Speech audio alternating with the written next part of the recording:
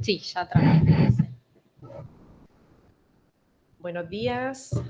bienvenida a esta nueva sesión de conversaciones feministas. Quiero dar en primer lugar las gracias al Instituto Universitario de Investigación de Estudios de las Mujeres y de Género por darnos la oportunidad de compartir esta investigación también vía online.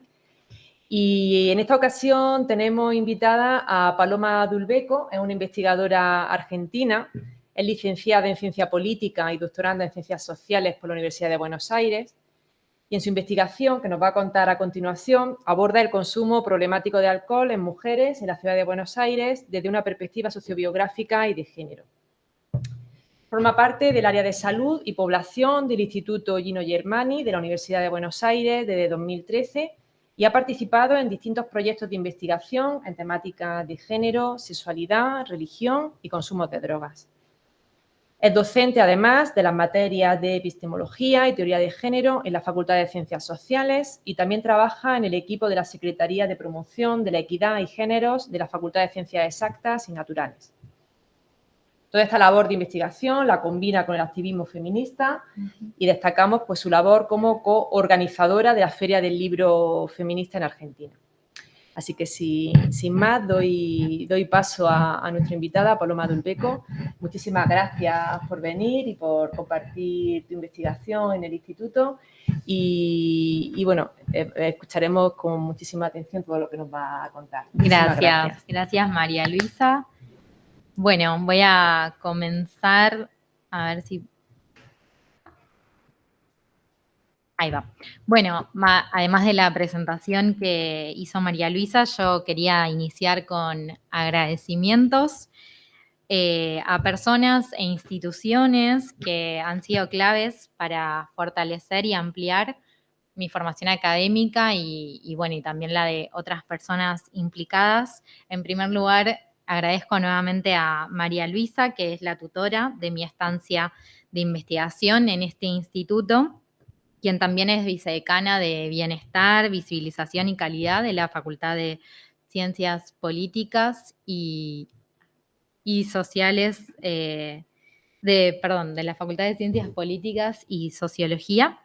Y bueno, yo a María Luisa la contacté justamente por la participación que había hecho en una actividad similar a esta, organizada por el Área de Salud y Población del Instituto Gino Germani. Y bueno, y también había leído sus trabajos, o me encontraba leyendo sus trabajos y su tesis doctoral sobre consumo de tabaco y la feminización de este consumo. Y bueno, y apenas la contacté para pedirle una carta de invitación para postularme una beca, muy amablemente, con mucha celeridad característica y compromiso, me respondió. También no quería dejar de agradecer a la doctora Rita Sobzik, que es la responsable del área de internacionalización del Departamento de Sociología, que también me acompañó desde un primer momento en esta estancia, al decano Mariano Sánchez Martínez de la Facultad de Ciencias Políticas y Sociología, y a todo el equipo de la Oficina de Relaciones Internacionales de la facultad y al equipo de la biblioteca que, bueno, de diferentes formas me fueron asistiendo al llegar. Ya el agradecimiento al Instituto Universitario de Investigación de Estudios de las Mujeres y de Género, a Ana, su directora, a Deora, la secretaria académica. También es muy importante para mí estar pudiendo realizar esta actividad. Y por último, las instituciones que me brindaron parte del financiamiento para que pueda solventar el pasaje aéreo y mi estadía aquí en Granada, la Universidad de Buenos Aires, mi universidad, con una beca de movilidad para docentes, y la Asociación Universitaria Iberoamericana de Posgrado, la AUIP, con una beca del programa de movilidad entre universidades andaluzas iberoamericanas. Así que bueno, luego de esta larga pero necesaria introducción, es que puedo comenzar con mi exposición sobre mi tema de investigación doctoral, como adelantó María Luisa, y puede verse también en el cartel. abordo el consumo problemático de alcohol desde una perspectiva sociobiográfica y entonces esta presentación va a estar guiada a grandes rasgos por dos preguntas centrales que son: ¿por qué estudiar los consumos problemáticos de sustancias psicoactivas desde una perspectiva sociológica? ¿Y por qué estudiar los consumos problemáticos de sustancias psicoactivas desde una perspectiva de género? Para esta introducción también voy a sumar algunos datos sobre el consumo de alcohol en América Latina, en Argentina y en la Ciudad Autónoma de Buenos Aires. Bien. Bueno, para responder un poco a la pregunta sobre por qué estudiar los consumos problemáticos de sustancias psicoactivas desde una perspectiva sociológica,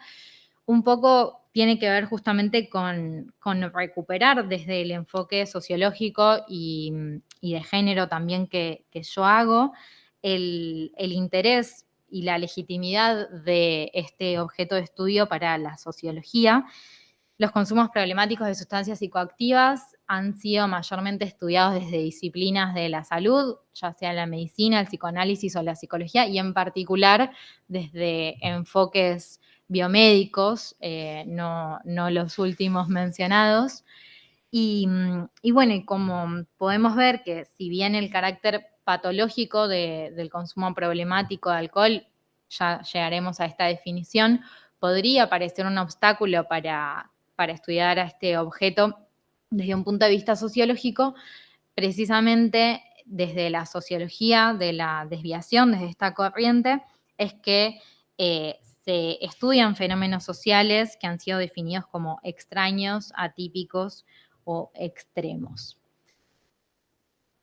En relación al análisis de género, precisamente como decía, recuperando los trabajos de María Luisa, que ha analizado para el consumo de tabaco, cómo el análisis de género se convierte en una herramienta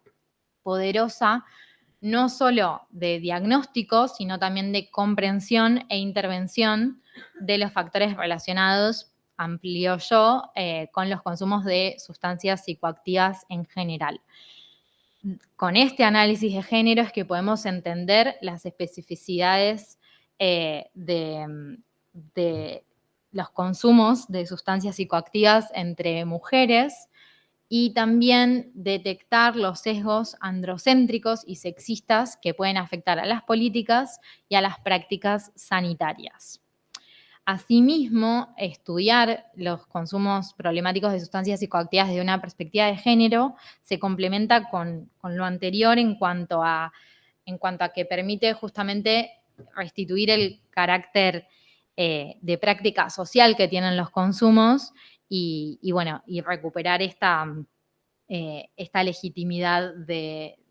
los consumos en tanto objeto de estudio para las ciencias sociales, en contraposición al reduccionismo biomédico que mencionaba previamente, como eclipsa la complejidad de estos consumos en tanto práctica social y un reduccionismo que justamente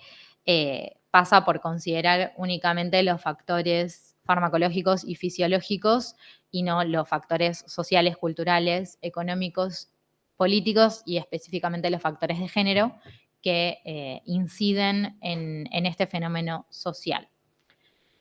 Por último, estudiar los consumos problemáticos de sustancias psicoactivas desde una perspectiva de género es fundamental para aclarar, dice Nuria Romo Avilés, especialista en la temática, para aclarar estos datos epidemiológicos, de qué forma precisamente atendiendo, como realizo en mi investigación, la situación de las mujeres desde los propios contextos en los que usan o abusan, es decir, presentan un consumo problemático de determinadas sustancias psicoactivas. Entonces, pasando a los datos del consumo de bebidas alcohólicas y del consumo problemático, A nivel mundial, la Organización Mundial de la Salud calcula que unos 237 millones de hombres y unas 46 millones de mujeres padecen trastornos por consumo de alcohol en datos de 2018, y en lo que tiene que ver con la cantidad de consumo que se mide en litros de alcohol puro per cápita por año, da en América Latina unos 6,5 litros, por detrás de América del Norte con 9,9 litros y Europa superando apenas los 10 litros. Sin embargo, Argentina se destaca en la región de América Latina con un consumo total de 9,8 litros de alcohol puro per cápita, según los datos de 2019, y en particular dentro de Argentina, lo que tiene que ver con la ciudad de Buenos Aires,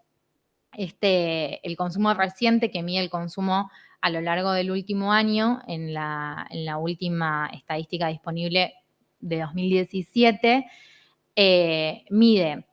que el consumo en la ciudad de Buenos Aires supera el nivel nacional, tanto en varones, que en la ciudad de Buenos Aires es de 80% versus el 72,8% de varones a nivel nacional, y en mujeres, donde en la ciudad de Buenos Aires es de un 72,8% versus el 62,3% del consumo reciente de alcohol a nivel nacional. Y bueno, y también lo que tiene que ver con la prevalencia de año de consumo de alcohol en mujeres de la ciudad de Buenos Aires, la prevalencia de mujeres es de 72,8%, más alta entonces por unos, o sea, menos, pero también más alta que la tasa general a nivel nacional. Esto también encuentra concordancia con el hecho de que los trastornos por consumo de alcohol, así como también sucede con los consumos de tabaco, son más frecuentes en países de ingresos altos y bueno, y en un sentido análogo es lo que sucede con la Ciudad Autónoma de Buenos Aires, que es una de las jurisdicciones de mayores ingresos del país. Ahora sí, pasando a la presentación que contiene los principales puntos de la investigación doctoral que me encuentro realizando y cuyo título es Alcohólicas y Anónimas, un estudio sociobiográfico del consumo problemático de alcohol en mujeres en la Ciudad Autónoma de Buenos Aires. Alcohólicas está entrecomillado porque es un término propio de las participantes del estudio, ya vamos a llegar a ver eso. En primer lugar, voy a presentar los objetivos de esta investigación, que son analizar las experiencias de mujeres y género adultas de 32 a 70 años que han abordado su consumo problemático de alcohol en grupos de autoayuda, ayuda mutua, de la comunidad de alcohólicos anónimos en la Ciudad Autónoma de Buenos Aires, Argentina. En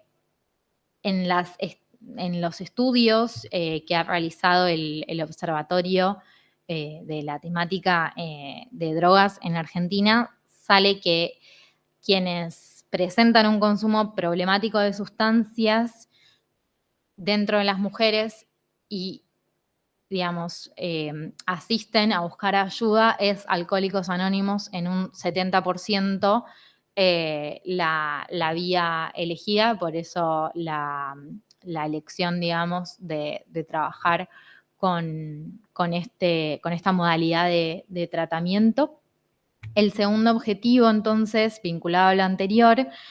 que tiene mi estudio sociobiográfico, es reconstruir y analizar la cultura grupal de la comunidad de Alcohólicos Anónimos en la Ciudad Autónoma de Buenos Aires, en lo que respecta, o mejor dicho, desde la perspectiva, desde el punto de vista de las mujeres que asisten a estos grupos de autoayuda y ayuda mutua.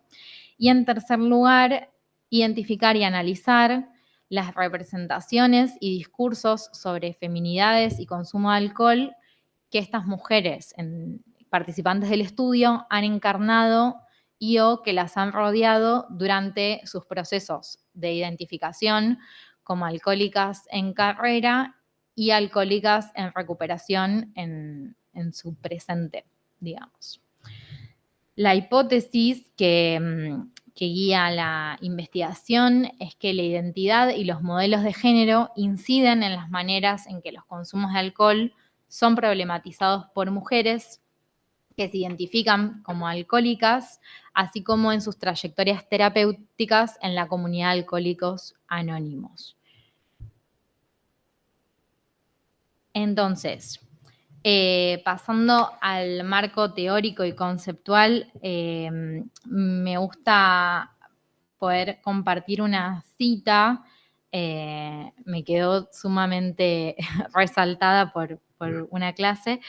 pero es una cita de un libro de reciente publicación que también está basado en una tesis doctoral, en la tesis doctoral de Belén Nogueiras García, que recorre las demandas y los conceptos de salud desarrollados por las diferentes corrientes feministas a lo largo de la historia. Y dice: como consecuencia de la aplicación de las políticas de igualdad en el campo de la salud, el feminismo está contribuyendo en gran medida a la incorporación de un concepto de salud integral que incide en los aspectos psicosociales y políticos de la salud frente al paradigma médico, biologicista, individualista y sanitarista que está teniendo repercusiones en la mejora de la atención sanitaria a las mujeres y también a los hombres. Precisamente es este concepto de salud integral y biopsicosociopolítico el que es central en mi investigación. Profundizando un poco en esta cuestión, en la tesis, Belén Nogueiras García lo que plantea justamente es cómo la salud siempre fue una dimensión fundamental de la vida, y por eso el feminismo desde sus orígenes, a lo largo de las diferentes olas, corrientes, en función de cómo se ha catalogado, ha reivindicado la igualdad en salud y su carácter como bien primordial y necesario para todos los seres humanos, ¿no? Entre otras cosas, la salud, entendida en este sentido integral, tiene que ver con el desarrollo personal, emocional e intelectual, con la autoconfianza y la autoestima, con el establecimiento de relaciones y vínculos igualitarios y recíprocos, con la capacidad de poder decidir sobre la sexualidad, sobre la maternidad y los proyectos vitales, y también con tener tiempo y espacio propios, con una vida libre de violencias, y son todas cuestiones que van surgiendo en nuestras investigaciones feministas y que resuenan y que entonces compartimos estos marcos conceptuales en los distintos campos de estudio. Por eso, en definitiva, lo que se plantea desde el feminismo académico y también en tanto movimiento político es como el hecho de cuidar, atender, recuperar y promover la salud no solo tiene que ver con el sistema sanitario, como muchas veces ha sido entendido, sino con múltiples dimensiones y factores sociales, políticos y económicos que justamente están influidos o afectados por desigualdades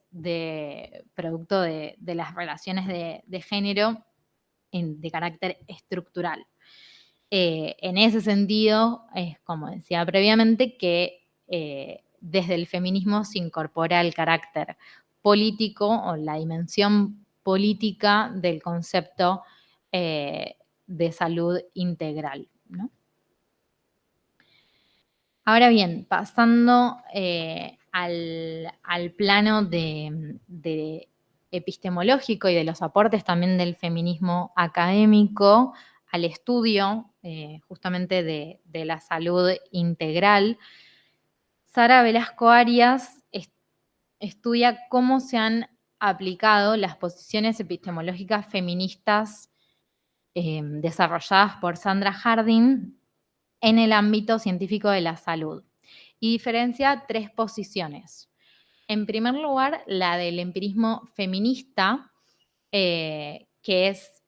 la epistemología que subyace en las investigaciones epidemiológicas sobre morbilidad diferencial por sexos y que están sujetas al método positivista, y su objetivo es cuantificar, mediante métodos estadísticos, la prevalencia o incidencia de determinadas enfermedades en cada sexo. Acá podemos situar estudios, investigaciones sobre desigualdades de género en salud con relación a factores sociales como la clase social, las condiciones, el tipo de trabajo, el estado civil, el nivel educativo u otras variables socioeconómicas, y también aquellos estudios que miden los sesgos de género en la atención diagnóstica o terapéutica. Pero digamos que este marco teórico y esta posición epistemológica de investigaciones biosociales y que excluyen la subjetividad en los procesos de salud y enfermedad y el malestar generado en relaciones interpersonales y en el ámbito privado, no se vincula con el marco teórico y metodológico de la investigación que me encuentro realizando, que sí, digamos, se posiciona en el segundo, en la segunda posición, valga la redundancia, que es la del punto de vista feminista, ¿no? Acá, desde el punto de vista feminista, se proponen estudios sobre los problemas que tienen relevancia para las mujeres o para las relaciones de género, y desde esta tradición sí se han generado conocimientos de relevancia para entender y atender la salud de las mujeres. Mayoritariamente se utilizan métodos de investigación cualitativa de forma de dar cuenta de la experiencia vivida por las mujeres y de su subjetividad. Y es por esto también que el análisis se centra en entender los mecanismos que estructuran las relaciones de desigualdad, el impacto de esas relaciones de desigualdad en la salud y cómo transformarlas. En último lugar, en función de lo desarrollado teóricamente por Sandra Harding, es que se encuentra la posición del posmodernismo feminista en un plano mucho más teórico que empírico, porque la realidad es que mi trabajo es empírico y bueno, es desde el punto de vista feminista, empírico, pero no positivista, ¿no? Esa sería la definición y caracterización. Específicamente en el campo de los estudios sobre salud mental, que es donde sitúa mi investigación, los aportes del enfoque de género pueden sintetizarse de la siguiente manera, y en palabras de María del Pilar Sánchez López, señala que una comprensión de la salud mental de las mujeres y de los hombres requiere un marco conceptual que exceda los límites estrechos del enfoque biomédico, de un enfoque que sea sensible a la dinámica de los trastornos mentales y que conlleve un cambio de perspectiva teórico y metodológico de los estudios y de las intervenciones psicosociales. ¿En qué consiste ese cambio de perspectiva teórico y metodológico de los estudios? Precisamente en considerar un concepto de género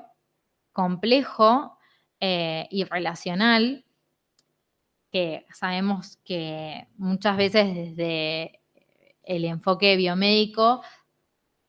para justificar que se hace un análisis de género, se reemplaza de manera automática sexo por género como como un concepto políticamente más correcto, pero digamos que eso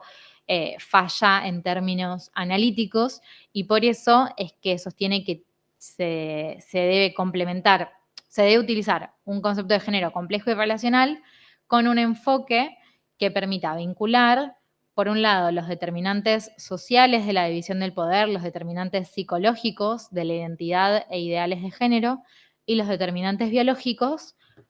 con, por otro lado, los perfiles epidemiológicos, las características de morbilidad y las características de los sistemas de salud, ¿no? Entonces, En términos sociológicos, ya que mi investigación se centra específicamente no en el consumo de alcohol en general, sino en el consumo problemático, es decir, en mujeres que asisten voluntariamente a un tratamiento al respecto. En términos sociológicos, un consumo es problemático cuando afecta negativamente a una o más áreas de la vida de una persona. Estas áreas pueden ser la salud físico-mental, las relaciones sociales primarias, es decir, con su familia, pareja, amigos, o sus relaciones sociales secundarias, el trabajo o el estudio, o también afectar sus relaciones con la ley. Desde 2014, en Argentina, se sancionó la ley del Plan Integral para el abordaje de los consumos problemáticos, en la cual se definen como consumos problemáticos aquellos que, mediando o sin mediar sustancia, se afecta negativamente en forma crónica la salud física o psíquica del sujeto y o las relaciones sociales. Y los consumos problemáticos definidos pueden manifestarse como adicciones o abusos al alcohol, tabaco, drogas psicotrópicas legales o ilegales, o producidos o ser producidos estos consumos por ciertas conductas compulsivas de los sujetos. Por eso es que pueden mediar o no sustancia. Ahora bien, para introducir una perspectiva de género al respecto, siguiendo nuevamente a Sandra Harding, podemos considerar, o debería considerar, tres dimensiones centrales que son las que nos permiten analizar las diferentes y desiguales relaciones de los sujetos con las sustancias psicoactivas. En primer lugar, la dimensión estructural, que nos lleva justamente a considerar las posiciones de mujeres y hombres en la estructura social en relación a la división social del trabajo y a la distribución de roles y recursos de carácter económico, social, temporal, informacional, y la influencia, a partir de todo lo anterior, en el acceso y utilización de las sustancias psicoactivas. En segundo lugar, la dimensión simbólica significa que podamos contemplar los modelos y normas de género que establecen las expectativas de comportamiento, pensamiento, sentimiento y apariencia socialmente deseable o apropiada para mujeres y para varones, y que justamente se vinculan con los estereotipos de género. Concretamente, esta dimensión central supone reflexionar sobre las normas sociales en torno a los usos de las sustancias psicoactivas, pero también pensando en esta reflexión con relación a los roles de género. Y en tercer lugar, la dimensión individual implica atender al modo en que mujeres y hombres actúan, sienten, se autoidentifican y se relacionan con los demás y consigo mismos, y específicamente con relación al consumo de sustancias psicoactivas, comprender los significados, motivaciones, creencias atribuidos a estos usos y al modo de hacerlos en su vida cotidiana. A través de estas tres dimensiones es que se puede analizar lo generizado de los consumos de las sustancias psicoactivas y en ese sentido poder explorar las diferencias entre los géneros. En segundo lugar, visibilizar las situaciones de las mujeres habitualmente invisibilizadas en las investigaciones sobre consumos problemáticos de sustancias psicoactivas. Y en tercer lugar, entender cómo esas diferencias son socioculturalmente construidas y si derivan efectivamente en relaciones de desigualdad en función de la simetría estructural y de las concepciones simbólicas acerca de lo femenino y lo masculino. Antes de pasar a la parte metodológica y vinculado a lo que acabo de mencionar sobre el género y las imágenes de género en torno a los usos de sustancias psicoactivas, me interesa compartir esta cita de Ilana Mountian en su propia de su texto, de un capítulo basado también en su investigación doctoral, que se llama Mujeres bajo control, este capítulo, en el que digamos que sintetiza los aportes que hizo sobre la consideración de las imágenes de mujeres que usan sustancias psicoactivas en general, ¿no? Y dice, la invisibilidad puede ser ejemplificada por el uso solitario, generalmente doméstico, de alcohol y tranquilizantes. Un uso tolerado y tal vez promovido mientras no se haga público, cosa que aumenta el aislamiento y disminuye las posibilidades de pedir ayuda para sus usuarias. Esta invisibilidad, por otra parte, protege de la mirada de condena y estigmatización a la cual están sometidas las que hacen un uso público de drogas legales o ilegales. Así, la usuaria invisible es vista como una víctima dependiente y pasiva de las drogas,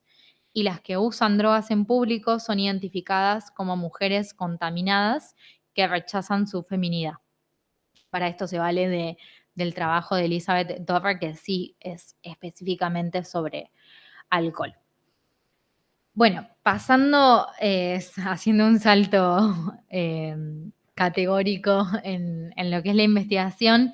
y pasando a la estrategia metodológica que he diseñado y llevado adelante,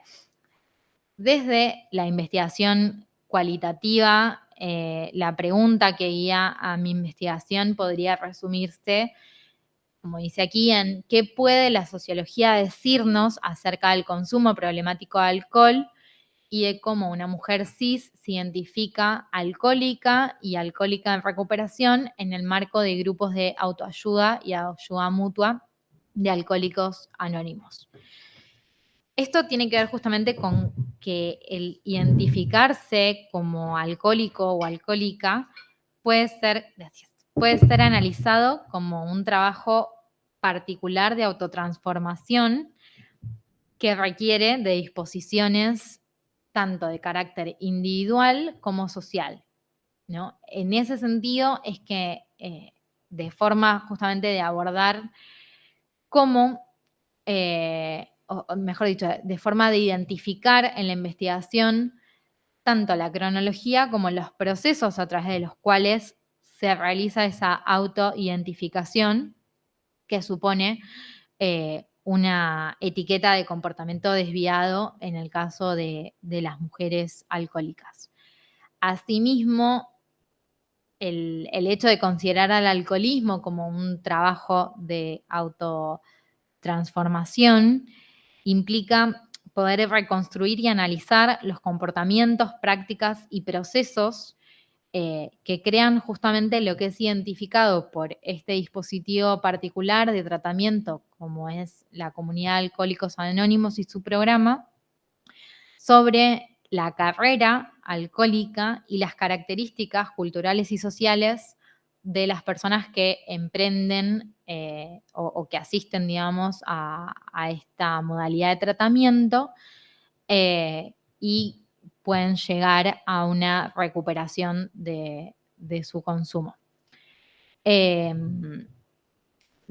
entonces, desde un marco teórico interaccionista simbólico y feminista, la estrategia metodológica que he diseñado combina el método proceso de coproducción de narrativas y el método biográfico.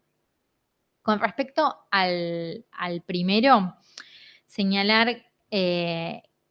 que la propuesta metodológica feminista de coproducción de narrativas es un método proceso que consiste en la producción de textos entre quien investiga y quienes participan del estudio. El proceso consiste entonces en 3 instancias, en espacios bilaterales de conversación donde dialogar en base a algunos ejes de interés para el abordaje del fenómeno social que motiva la investigación. Una vez transcriptos esos diálogos por parte de quien investiga, se lleva a cabo en la segunda instancia la textualización en formato narrativo, una textualización que mantiene la lógica argumentativa enunciada por quienes han participado del estudio y que permite dar cuenta del fenómeno desde el punto de vista de las personas participantes del estudio. En tercer lugar, esas narrativas son presentadas a quienes participan del estudio para su eventual modificación, intervención y su aceptación, ¿no? Entonces, se habilita previamente un proceso de intercambios hasta que el texto cobra la forma deseada con relación a como quienes participan del estudio consideran que está representado su punto de vista del fenómeno, ¿no? Entonces, lo específico de este método proceso es precisamente lo que se relaciona con una textualización que, digamos, que a posteriori no, en los términos de la investigación, no considera de manera aislada los verbatim o lo dicho, sino justamente que importa lo dicho en el sentido de cómo está dicho, y en ese sentido es que la textualización en el formato de la narrativa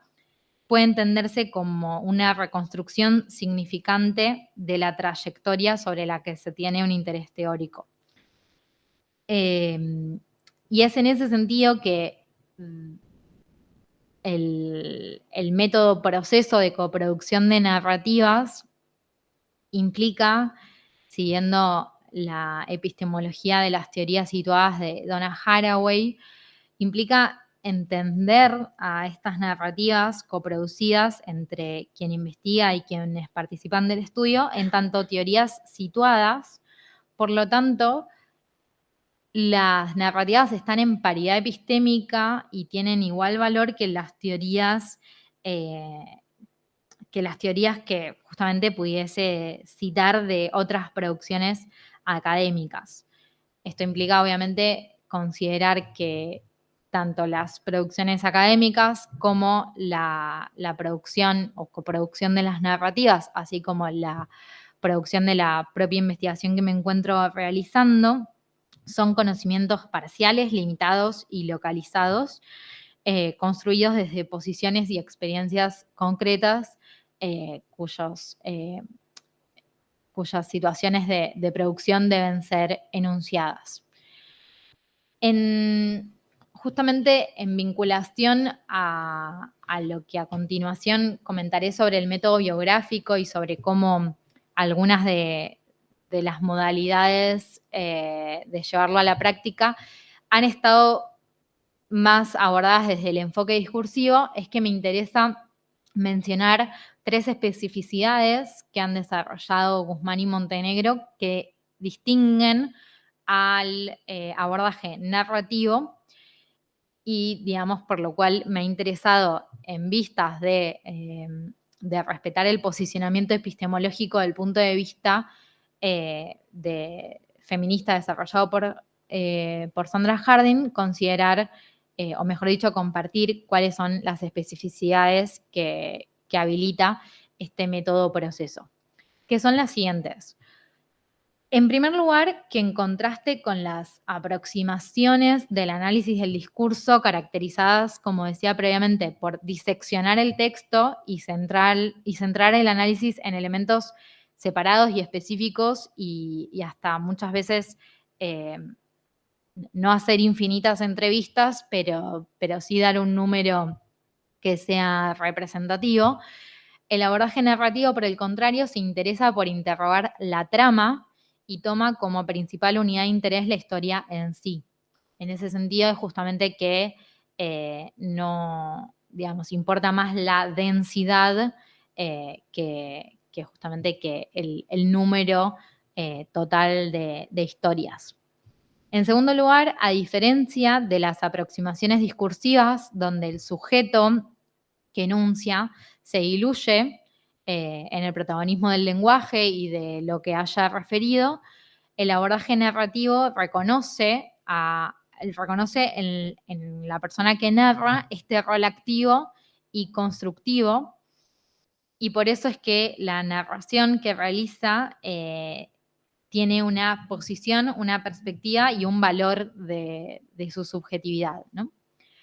Y en tercer lugar, que el abordaje narrativo da cuenta de cómo se articulan la dimensión biográfica, la dimensión histórica y la dimensión social en las propias perspectivas, en los puntos de vista de sujetos localizados en tiempo y espacio particulares. Con relación al método biográfico, que es la segunda pata metodológica en la que se apoya mi estrategia metodológica, mencionar que dentro del método biográfico se pueden reunir distintos procedimientos que lo que tienen en común precisamente es producir datos empíricos. Acá vuelvo a la cuestión sobre si bien no es desde un punto de vista, o sea, no es desde una consideración positivista, pero son datos empíricos relativos al estudio de la vida de los individuos. Estos datos empíricos lo que deben realizar para que justamente para ser justamente parte del método biográfico es informar sobre los impactos del paso del tiempo en las biografías de quienes participan de los estudios, ¿no? En este sentido, el paso del tiempo, la temporalidad, puede coincidir con una vida o con algunos momentos o transiciones, y no importa que estas transiciones o momentos sean de una duración corta o larga. Asimismo, dentro del método biográfico, los procedimientos del método biográfico pueden enmarcarse tanto en una metodología cualitativa, en una cuantitativa o en una mixta, y en función de la definición metodológica que se haga es que nos vamos a concentrar en estudiar las biografías de dos maneras alternativas, aunque no excluyentes. Por un lado, con el método biográfico, podemos ocuparnos de reconstruir sucesiones de hechos biográficos, o podemos también ocuparnos de reconstruir las experiencias de vida. Esto último es lo que en este continuum que podríamos considerar entre reconstruir los hechos biográficos y reconstruir las experiencias de vidas, es que podemos distinguir los estilos de investigación biográfica, y justamente estos estilos de investigación biográfica van a tener que ver con la pregunta ¿para qué utilizar las biografías en nuestra investigación social? En ese sentido es que utilizar las biografías en la investigación social puede tener el objetivo de reconstruir entidades socioestructurales, que justamente entidades socioestructurales que tienen una significación de este carácter, y que entonces se utilizan los testimonios de actores o el seguimiento de comportamientos individuales para dar cuenta de una entidad social. En segundo lugar, las biografías se han utilizado metodológicamente para realizar microhistorias, justamente para recrear desde el testimonio, para recrear desde el testimonio de actores que vivieron y fueron protagonistas de esos hechos, justamente recrear determinado momento de significación histórica. Y en tercer y cuarto lugar, que son los estilos de investigación que me interesan implementar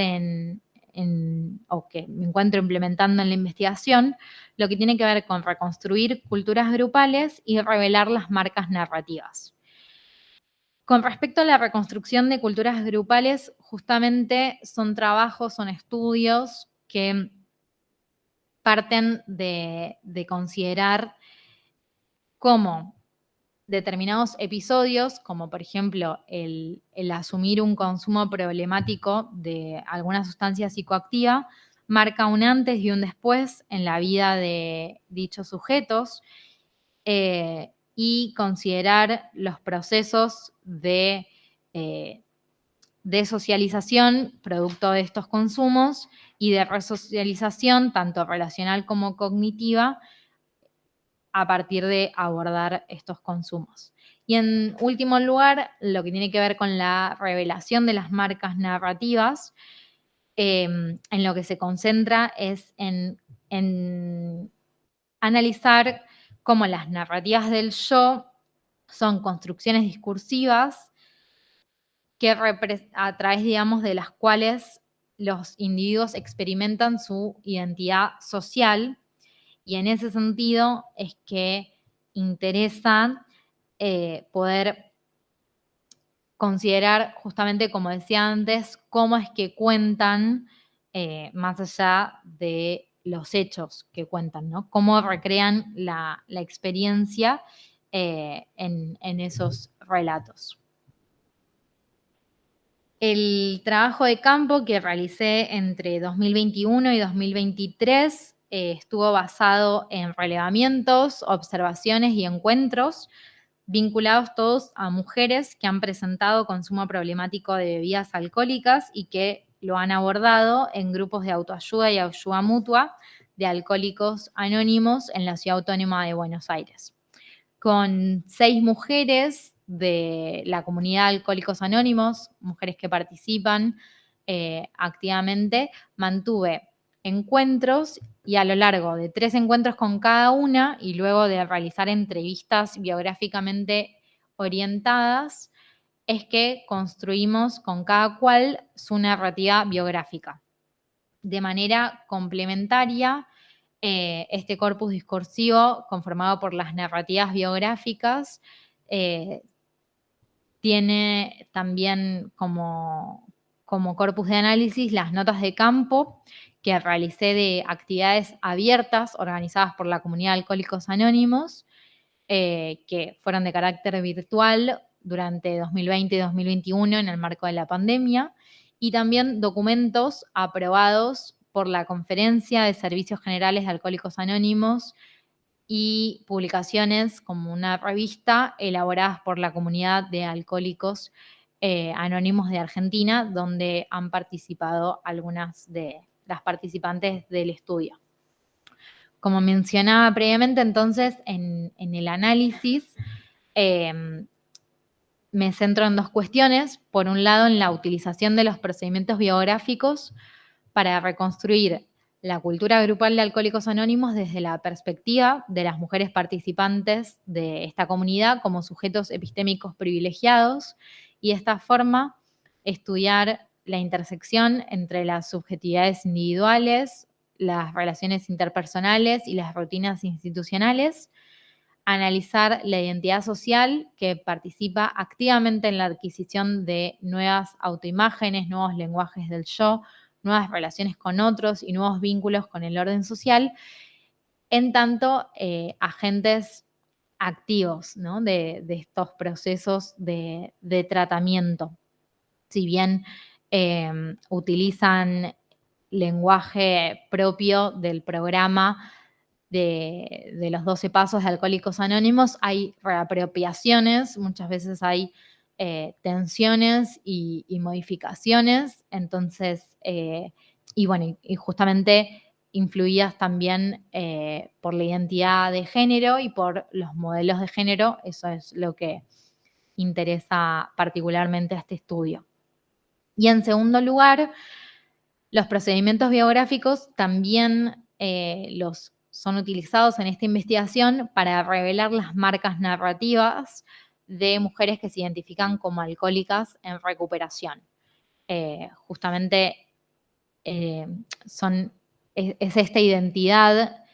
esta transición precisamente de alcohólicas en carrera a alcohólicas en recuperación, la que me interesa abordar cómo es referenciada por las propias protagonistas, considerando también que la definición que da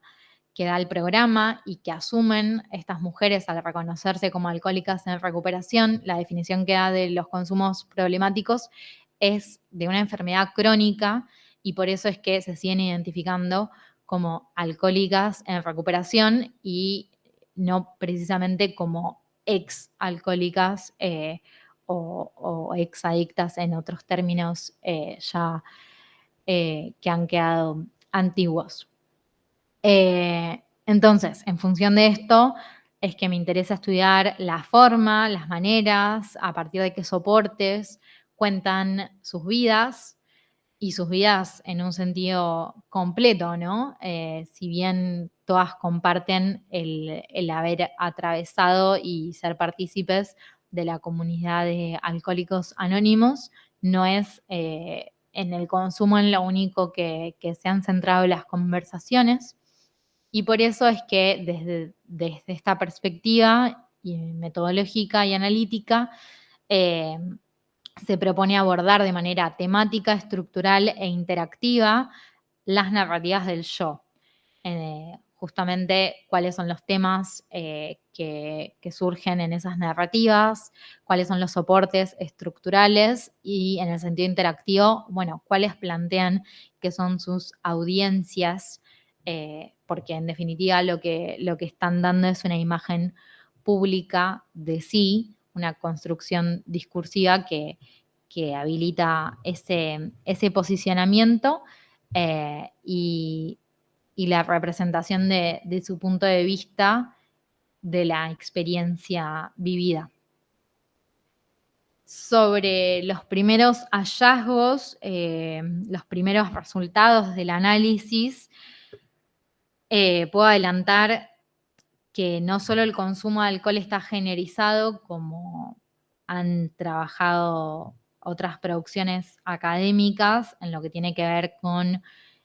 justamente un consumo de alcohol que es mayor en varones que en mujeres, precisamente vinculado a las nociones tradicionales de masculinidad, sino también que la identidad de género y los modelos de género afectan de diferentes maneras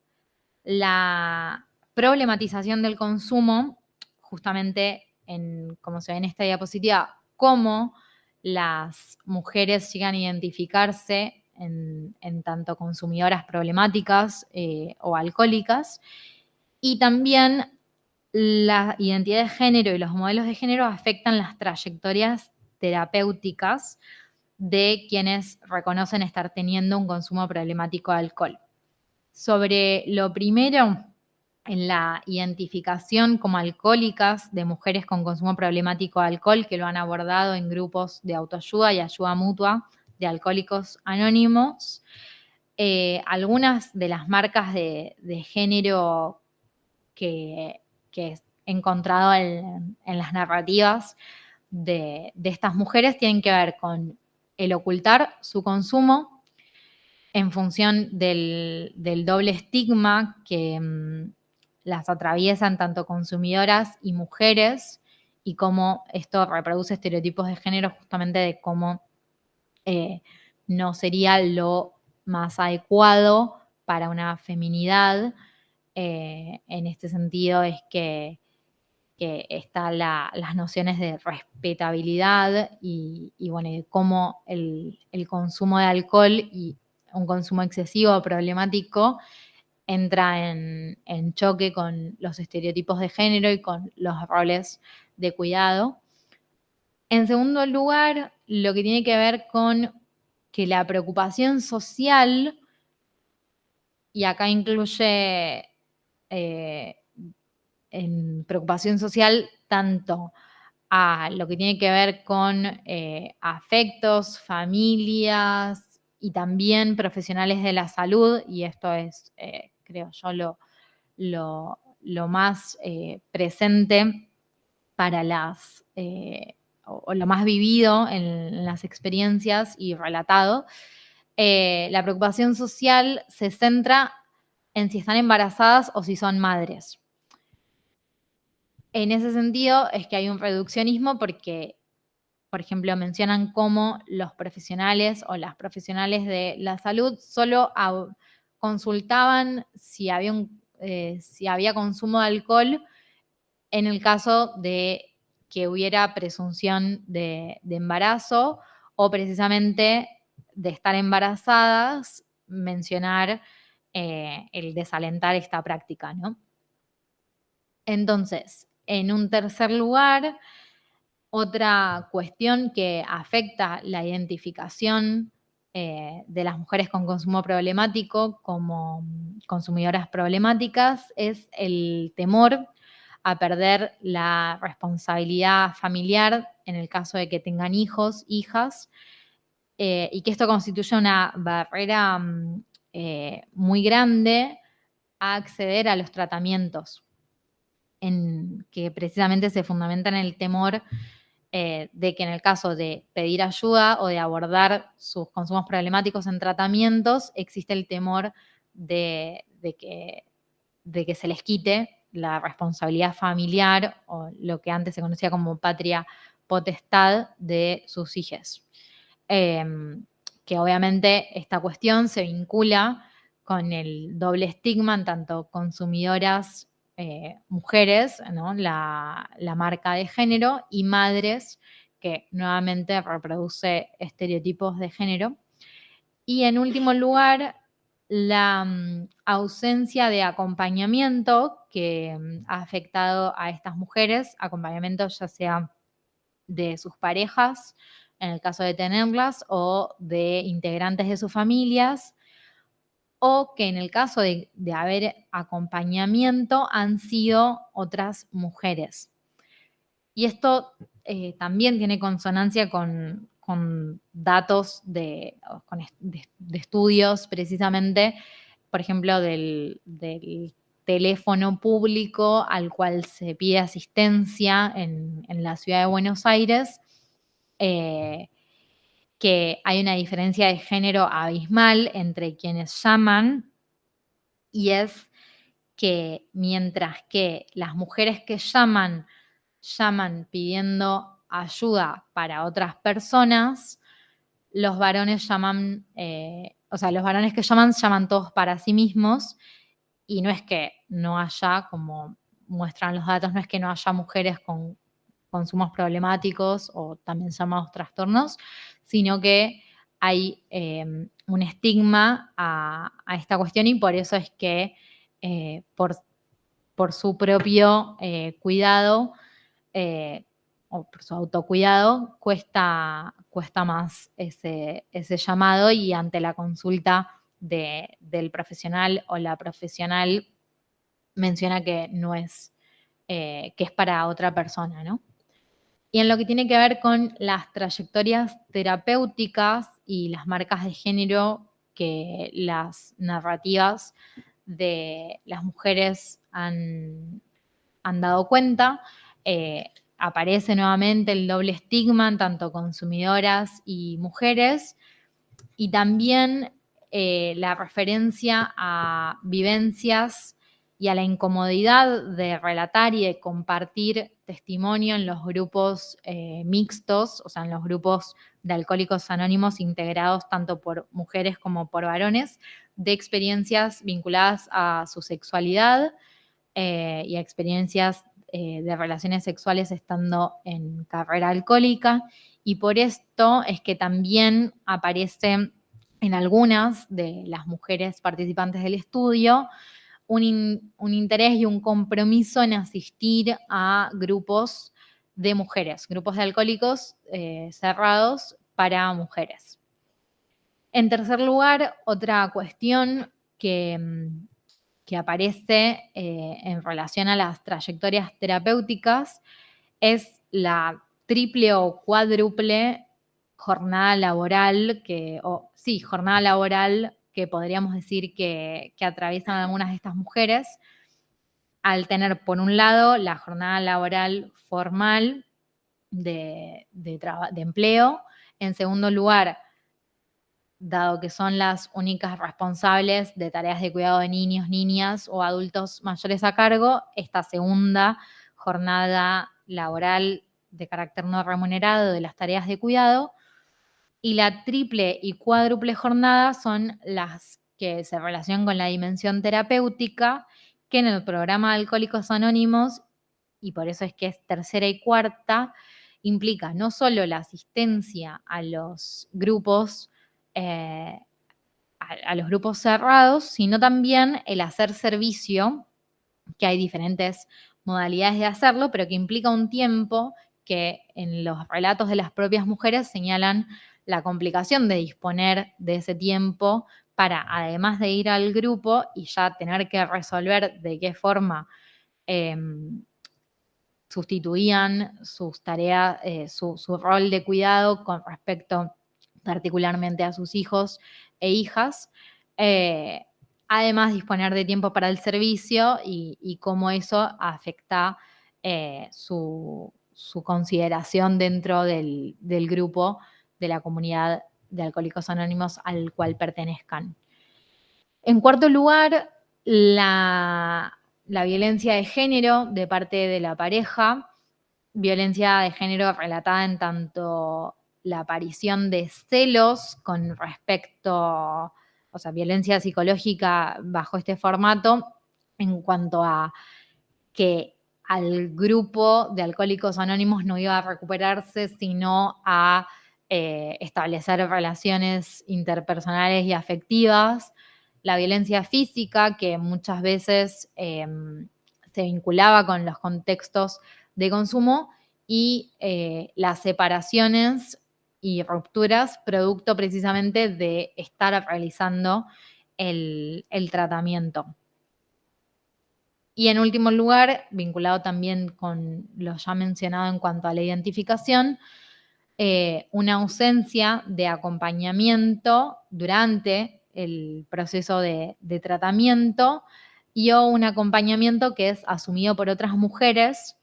y en estas otras mujeres un rol particular de las madres y o hasta de las suegras en el caso de que la relación de la mujer participante del estudio con su familia de origen no fuera buena, producto del estigma hacia su consumo problemático. Así que, bueno, tengo acá una parte de la exposición que igual ya me estoy excediendo en tiempo, vinculada al espacio de preguntas y comentarios, que también, bueno, la bibliografía utilizada y, bueno, preguntas y comentarios que en todo caso me pueden hacer llegar, contactar a mi correo electrónico, que es ccopalo@gmail.com. Y bueno, con esto finaliza la presentación y bueno, gracias por el espacio.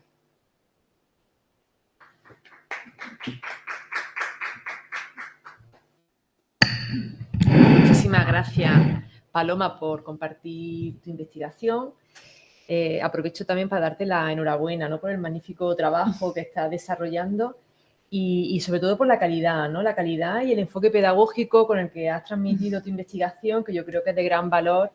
para el estudiantado de máster, de doctorado, ¿no? Ver un poco los entresijos metodológicos, epistemológicos, teóricos, ¿no?, cómo ha ido construyendo la investigación. La verdad es que creo que es un ejercicio excelente, ¿no? También de disección feminista, ¿no?, de todo el proceso, cómo configurar el objeto y cómo abordarlo, ¿no?, metodológicamente y empíricamente. No sé si da lugar a comentarios, preguntas. Podemos. Se sigue grabando, ¿no? Sí. Puedo dejar de compartir ya, ¿no? ¿Será que...? Ahí va. Para dar la palabra al público, a nuestras compañeras, por si queréis comentar. Esto hace ya lo quito, ¿no? No, porque no se va a escuchar. Sino... Ah, vale.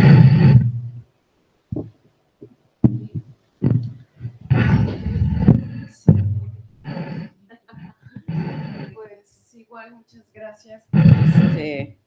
por la exposición y efectivamente coincido en que la manera en que se ha ido construyendo metodológicamente desde lo epistemológico y cómo lo articulas con lo metodológico es muy importante. Y sobre todo que a través de una metodología cualitativa se puedan validar estas estos resultados que ya empiezas a mostrar, ¿no? Y verlos con esa, no quisiera decir objetividad,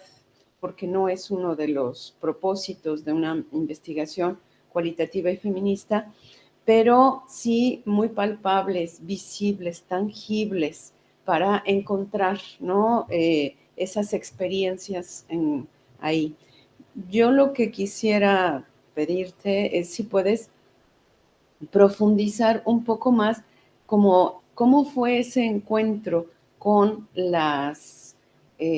participantes de tu investigación, cómo fue tu relación con ellas para hacer esa construcción de las narrativas, porque digo que tiene mucha validez, así como has estructurado los hallazgos que ahorita estás observando y que nos compartes, pero también creo que mucho del enfoque justamente feminista es la relación investigadora con las participantes, en donde fluye, ¿no? Más que conocimiento, más que la respuesta a tu pregunta de investigación, condiciones humanas que nos permiten, ¿no? Saber que estamos juntas construyendo ese sentido, esos significados, ¿no? Eso. Yo estaba pensando para el caso de México que hay una figura, y esa sería una segunda pregunta, no sé cómo sea la relación de esto que tú tocas como tercera y cuarta jornada laboral en sus responsabilidades en el grupo. En México, bueno, en general en los Alcohólicos Anónimos hay una figura de un padrino, ¿no? Y eso también implica cuidado, ¿no? Ellas asumen un cierto rol materno con sus apadrinadas, con sus ahijadas, no sé cómo los llamen, y también eso implica, por supuesto, es parte de cómo ellas comprenden ese proceso terapéutico, y yo creo que eso es muy valioso. O sea, yo quisiera como invitarte a reflexionar en que esa relación entre mujeres más cercana es también de los, o si ellas lo ven así, como detonantes de esas posibilidades de cura. Pensándolo, bueno, yo lo pienso un poco porque conozco más la terminología psicoanalítica, ¿no? Que finalmente es una forma de la cura por la palabra, hasta donde ellas justamente pueden visualizar que esos detonantes terapéuticos los encuentran más en esas relaciones, ¿no? Entre ellas de cuidado, y si eso también estuvo un poco en la construcción de la relación contigo. Eso. Muchas gracias. Bueno, con respecto a la primera pregunta sobre los espacios de conversación y el vínculo que establecí con las participantes del estudio, yo ahí justamente planteo una diferencia por ahí con otras experiencias de investigación que tuve, donde justamente no había un marco metodológico y epistemológico feminista, y que entonces, por ejemplo, habíamos realizado entrevistas en dispositivos de tratamiento, como ya fueran comunidades terapéuticas o instituciones de tratamiento ambulatorio, y a las personas con consumos problemáticos eran entrevistadas en las instituciones. Y ahí ya había justamente una cuestión de, bueno, de hasta qué punto quien participa lo hace por su voluntad, que sabemos que nunca las voluntades son completamente libres, pero bueno, por su decisión o elección, o si había una cuestión de, bueno, se me va a considerar mejor en el tratamiento si yo participo de esta investigación que no. Y eso era una cuestión que a mí desde el principio me preocupaba, porque para justamente poder dar cuenta del punto de vista de las mujeres y de sus procesos de recuperación en Alcohólicos Anónimos, sentía bueno, que tenía que haber, que no tenían que entender ningún tipo de presión con respecto a la investigación. Y ahí fue una construcción del vínculo de confianza, precisamente como mencionabas en la pregunta, que se iniciaba muchas veces con mi presentación, contándoles los objetivos de la investigación. Una vez que primero un primer encuentro, ya fuera un llamado telefónico o en persona, donde poder explayarme y que pudieran hacerme todas las preguntas sobre mi persona y sobre la investigación que quisieran. Y sí, ya para cuando concertábamos la primera cita de encuentro, compartirles el consentimiento informado y bueno, a posteriori de que eso fuera aceptado, ahí sí iniciar la conversación, una conversación que, como mencioné en un momento de la presentación, no estaba orientada, o sea, si bien yo tenía algunas pautas, no era una entrevista ni semiestructurada ni en el formato de entrevista. Sí, había consentimiento para grabar, porque entendían que eso después iba a ser transcripto y presentado en un formato narrativo, pero las preguntas eran justamente biográficamente orientadas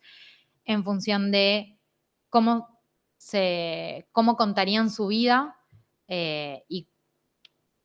cuáles, qué hechos de su vida consideraban que tenían especial importancia, con lo cual ni siquiera estaban vinculados a su cuestión, su identidad en tanto Alcohólicas Anónimas, que igual en casi todas de una u otra forma en algún momento salía la cuestión. Así que en ese sentido, ya antes del primer encuentro, creo yo que se había ido construyendo esa relación de confianza, y en el cara a cara, que también yo tuve que esperar que terminara la pandemia y lo mayor de distancia, porque sentía que no había forma de reemplazar el encuentro cara a cara. Y de hecho con algunas me pasó que al reprogramar me decían como, bueno, hagamos un Zoom o un llamado, y de mi parte hubo un no importa, cuando vos puedas, cuando sean tus tiempos, no te preocupes, pero es preferible que nos podamos encontrar. Y sí, una cosa que yo tenía por ahí como temor, de hecho, entre la pandemia y las propias inseguridades con respecto al trabajo de campo más sociológico siendo politóloga, tardé, y un miedo que yo tenía era justamente este de eh, que nos había pasado y escuchaba de otras colegas, de que las mujeres en los tratamientos o en las instituciones de tratamiento no hablan. Y lo que me pasó fue que me encontré con algo completamente distinto. Ese era mi temor, pero no fue lo que sucedió. De hecho, fueron conversaciones largas y apagábamos el grabador y se seguía hablando, con lo cual también eso forma parte de las notas y de las reflexiones y las propias reflexividades de las participantes, que me decían como, después de que nos encontramos la vez anterior, me quedé pensando en estas cuestiones, y entonces justamente el método proceso de que no es solo esa entrevista o ese encuentro de conversación. Así que me interesó mucho poder darles ese espacio, porque notaba que había un interés de su parte de compartir, además de que es un ejercicio propio en el dispositivo terapéutico del cual participan, el compartir los testimonios, pero también compartirlo para otras audiencias. Y también en ese sentido había una conceptualización de su participación en la investigación como servicio. En todas había esta cuestión de sentir que lo hacían para pasar el mensaje de Alcohólicos Anónimos y bueno, y me parecía muy interesante cómo desde un abordaje precisamente epistemológico de la coproducción se pueden congeniar ambas cuestiones, ¿no? Se beneficia tanto la investigación social como el proceso terapéutico. Y sobre lo segundo, que justamente yo referí el servicio de forma abstracta o general, y precisamente el ser madrina o ser padrino es parte de hacer servicio, así que dentro de ese tiempo de hacer servicio están contemplados esos roles y esos acompañamientos. Y también apareció muy mencionado en los relatos el hecho de, ante ciertas incomodidades por los prejuicios de género que también están presentes en los grupos mixtos, cómo determinados temas justamente los podían tratar únicamente con su madrina, hasta tanto se reactivó ese grupo solo de mujeres, que si bien es un grupo que tiene una existencia de 30 años, digamos, es irregular en el tiempo, no como los otros. Entonces, hasta que lo reactivaron producto de la propia necesidad de las participantes, y también aparecía mencionado como la responsable de ese grupo, de citar a las reuniones, bueno, muchas prácticas que también hacemos desde la academia. Ese era su servicio, y cómo al empezar a desarrollar otras actividades profesionales y familiares, se le complicaba congeniar eso, pero sin embargo seguía habiendo necesidad de que exista ese grupo. Bueno, y también otra cosa que no mencioné son los prejuicios y los comentarios en los grupos mixtos sobre la existencia de ese grupo específico, ¿no? Entonces, bueno, esta cuestión está. Y también tu comentario me hizo reflexionar e integrar otro comentario que recibí hace unas semanas de parte de un estudiante, que es como el concepto de comunidad, que para el feminismo, para los feminismos tiene tanta relevancia, y la identidad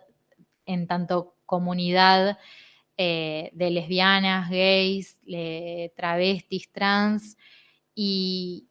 cómo la comunidad es muchas veces la respuesta a los problemas, faltas de apoyos y relaciones conflictivas con las familias, entendidas las familias en el sentido nuclear tradicional, y cómo la comunidad reemplaza y potencia otro tipo de relaciones interpersonales, y cómo justamente también en la comunidad LGTBIQ+, están también en algunas organizaciones y asociaciones estas figuras de padrinazgo, madrinazgo, de acompañamiento. Así que, bueno, me resulta muy, muy interesante poder hacer ese análisis vis a vis, ¿no? Entre los dos campos. Eso. Gracias. Yo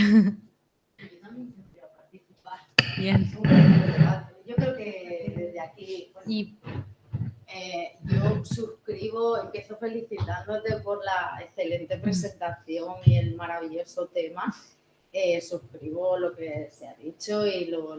también enfatizo esto positivo, ¿no? Lo que han comentado, cómo has hilado perfectamente y muy preciosamente epistemología y metodología. Me parece una metodología muy interesante de abordar este tipo de problemáticas personales y sociales. Y en ese sentido, pues, te agradezco que nos lo hayas traído y nos lo hayas compartido. Y además me ha gustado mucho, tengo que decirte que he disfrutado muchísimo escuchándote. No conocía con profundidad pues esta línea de trabajo y en mi ámbito, yo soy psicóloga, trabajo en temas de salud y, bueno, sabía que había investigadoras del instituto, pero no conocía tu línea exactamente y tu estudio. Y cuando vi el título, dije, no me lo puedo perder, esto seguro que va a ser apasionante. Y efectivamente he disfrutado muchísimo. También me ha gustado muchísimo tu intervención y el papel de la confianza, ¿no? En esa relación terapéutica que ocupa una postura central, una posición central en el espacio terapéutico y que es tan olvidada en los espacios terapéuticos, sobre todo en esos modelos biomédicos, ¿no? Bueno, que antes has comentado, ligeramente has presentado. Y muchísimas gracias por la recomendación del libro, ya me lo he comprado, el de Belén Nogueira, lo encontró y me lo he comprado, muchísimas gracias. Y bueno, un poco por reflexionar contigo, escuchándote he pensado, no sé si lo has investigado ya o si tienes pensado investigarlo, si forma parte de los objetivos de vuestra investigación, no lo sé. Pero pienso que para estas mujeres esa asunción de alcohólicas anónimas, ¿no? Es muy importante a lo largo de su trayectoria vital como personas que tienen un problema de conducta, ¿no? De relación con la sustancia,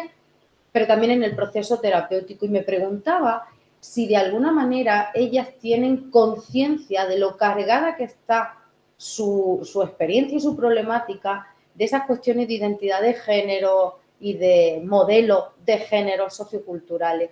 Si en algún momento de su trayectoria, sus carreras como alcohólica o sus procesos terapéuticos, ellas toman conciencia de lo generizada que está la cuestión, porque claro, nosotras sí sabemos que es una cuestión generizada, está generizada en las causas, está generizada en los procesos, está generizada en las experiencias, está generizada en las consecuencias sociales, incluso está generizada en las consecuencias de salud mental de las propias mujeres. Nosotras sí lo sabemos. Me preguntaba si ellas toman algún sentido en esas marcas, en esas narrativas en las que te centras, si ellas descubren que son procesos generizados, si ya traen algún tipo de conciencia. Claramente tus cuestiones, ¿no?, de investigación están centradas pues, en esto que has contado, que me parece muy interesante, de la ocultación del problema,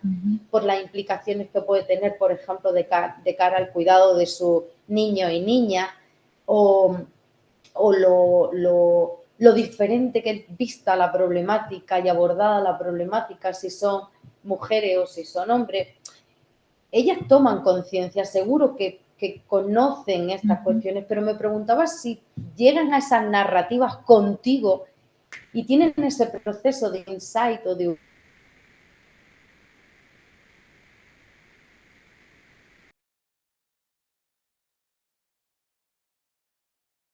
maneras diversas, incluso en esos 6, ¿no? Me parece que has dicho que estamos trabajando con 6, pues si son distintas las narrativas entre ellas 6, pero que las 6 toman en algún momento esa identidad o esa conciencia de esa identidad. Es una pregunta que a lo mejor es complicada o no te lo habías pensado. No, sí, está. No sé, no. Sí. Yo estaba pensando en eso. Y en la línea, a lo mejor no quieres responder a las dos preguntas, es solo porque he reflexionado mucho escuchándote. Y en la línea de lo que comentaba ella y también de tu respuesta, me pregunto si como investigadora y a partir de sus discursos de ella, incluso lo que has comentado de que continúan los intercambios de información fuera de lo que es la grabación, si en algún momento sale al debate la utilidad de los grupos de terapia mixta. No sé, has comentado que en Argentina, en Buenos Aires, hay grupos de terapia mixtos y hay un grupo paralelo de mujeres que se ha reactivado después de mucha tradición y tal. también en la línea de lo del sentido de comunidad, ¿no? Y el apoyo social, pero de las madrinas, de las mujeres.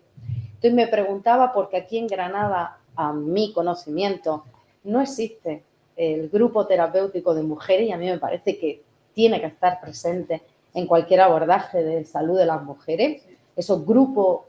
únicos donde nosotras intercambiamos experiencias, pero me preguntaba si en algún momento sale el debate con los profesionales y las profesionales de salud con los que te estás encontrando, o entre ellas mismas, o si tú has llegado a ese punto de reflexionar sobre la utilidad de los grupos de terapia mixtos. Sí. Y de verdad, muchísimas gracias por Gracias. la presentación y por traer a nuestros conversatorios. También aprovecho para agradecer a María Luisa la idea, traer a nuestros conversatorios esta investigación que está haciendo. Bueno, gracias por las reflexiones de ambas. Bueno, sobre la conciencia, bueno, es difícil poder responder por ahí, bueno, de manera ordenada, pero sobre todo pensando en que mi interés y que justamente el método proceso de investigación, de coproducción, de narrativas, se había utilizado o se ha utilizado mayormente para entrevistar a mujeres feministas o activistas feministas. Entonces, en ese caso ya existe una asunción de la conciencia feminista,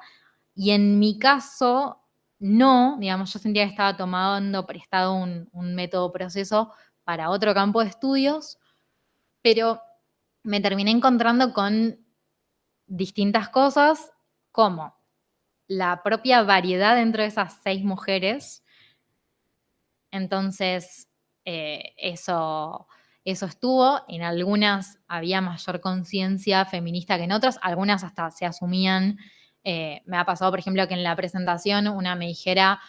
soy mujer cisgénero. Entonces, bueno, ya es en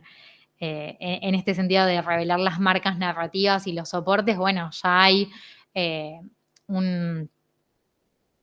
o lecturas o circulación de nuestros conceptos de investigaciones y de los activismos en los grupos sociales. También no puedo negar el contexto en que se da todo esto, que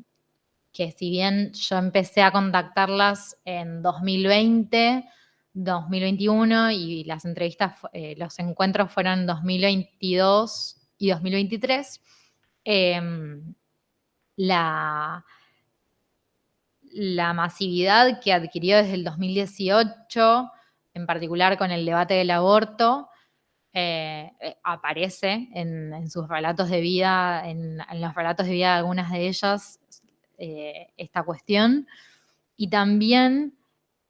las resonancias que tienen las actividades o efemérides feministas en las actividades de la comunidad de Alcohólicos Anónimos. Por ejemplo, una de las actividades de las que participé, porque era una actividad abierta, era el 8M, el 8 de marzo, del Día de la Mujer Alcohólica, ¿no? O sea, hicieron una actividad donde reflexionaron justamente sobre las particularidades, y ahí es que se abrieron y pusieron en común mucho de lo que ya habían o de lo que ya venían reflexionando en el grupo de mujeres, pero que lo abrieron por fuera de la comunidad al ser una actividad abierta, y lo abrieron también a los compañeros de los grupos, compañeros y compañeras de los grupos mixtos, porque también señalar esto, dentro de la variedad de las mujeres entrevistadas, algunas no participan de ese grupo de mujeres y prefieren esta cuestión de, bueno, en todo caso, para hablar de determinadas cuestiones o hacerlo en su espacio de terapia individual, o hacerlo con su madrina o hasta con su padrino. Digamos que no había una cuestión de sentir ese prejuicio o estigma, particularmente con respecto a los temas sexuales. Y después también,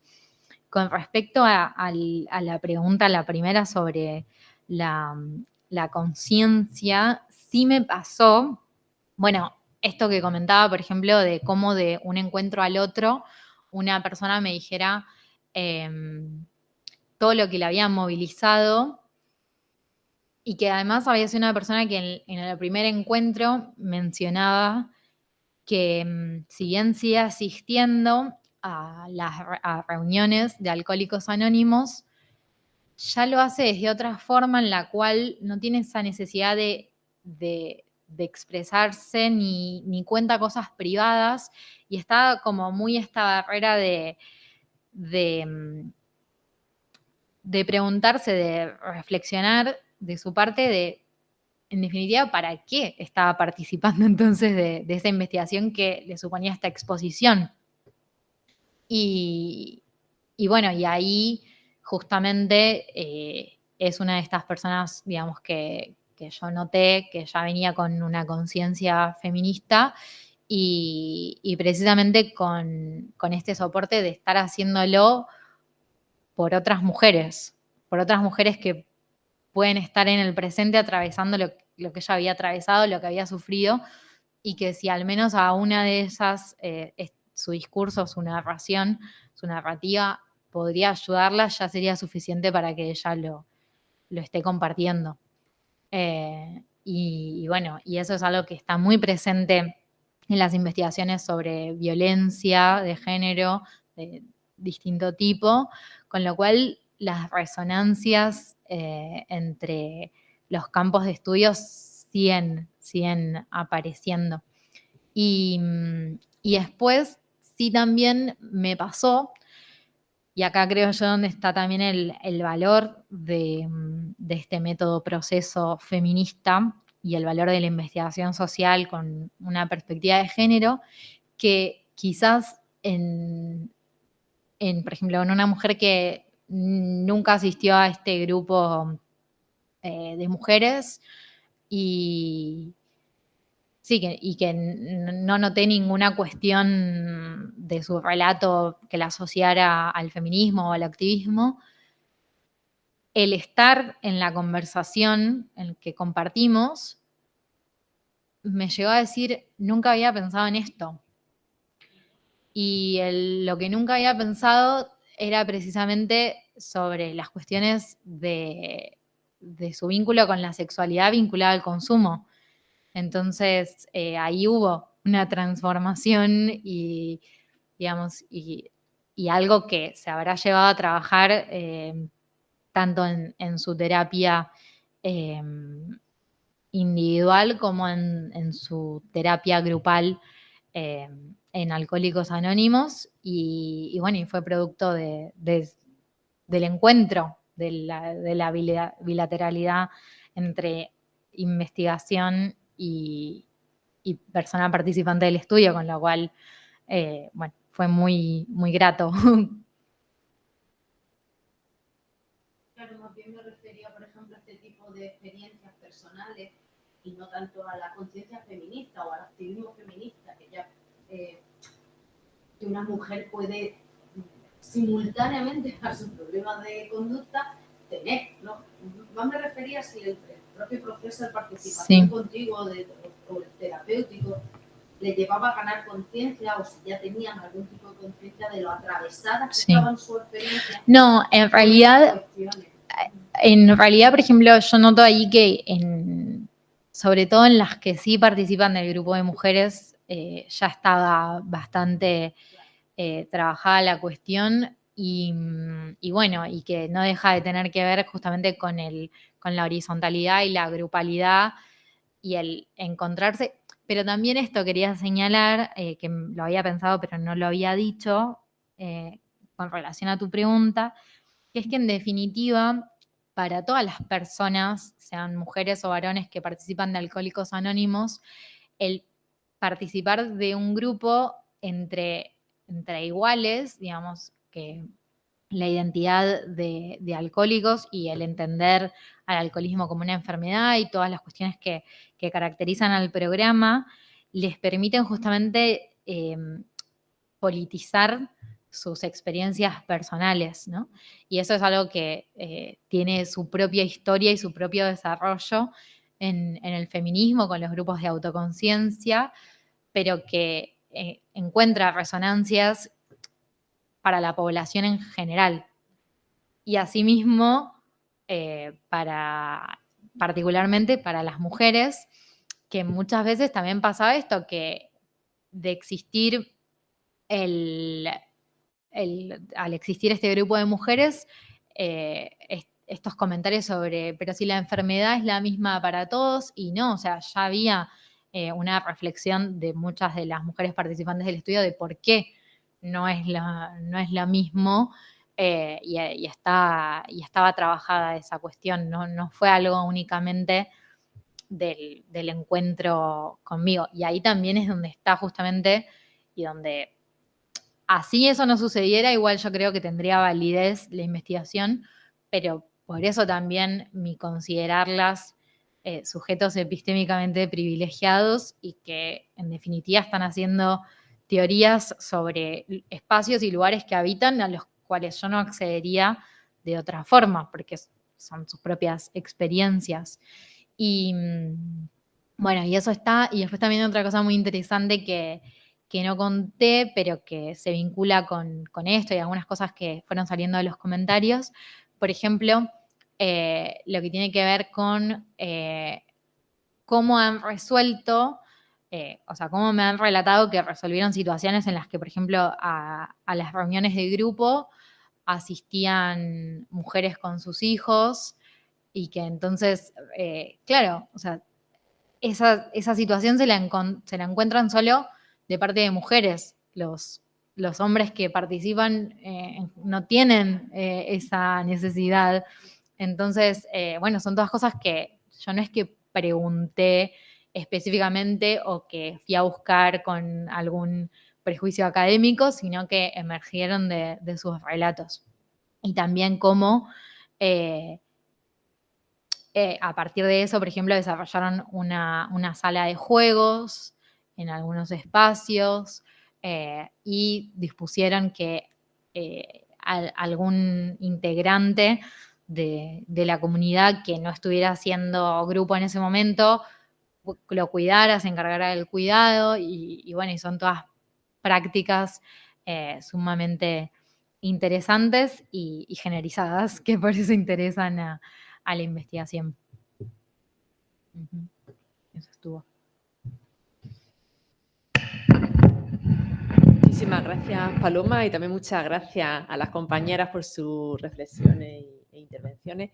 Pues podemos dar por finalizada la charla, pero seguramente que tenemos ocasión después para comentar más cosillas. Así que muchas gracias y felicidades por la investigación, Paloma. Gracias, María Luisa, y a todas las compañeras.